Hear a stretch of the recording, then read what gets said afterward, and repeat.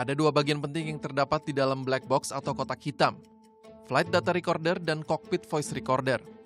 Rekaman data dari dua fungsi inilah yang dianalisis untuk mengungkap penyebab kecelakaan pesawat. Flight data recorder atau perekam data penerbangan berfungsi mencatat aktivitas operasional pesawat, seperti waktu, kecepatan udara, ketinggian, arah pesawat, hingga pengukur bahan bakar. Saat terjadi kecelakaan pesawat, data dari FDR bisa membantu peneliti merekonstruksi kronologi kecelakaan. Sementara cockpit voice recorder berfungsi merekam aktivitas komunikasi di dalam ruang kokpit, seperti komunikasi antara pilot dengan petugas pemandu lalu lintas udara.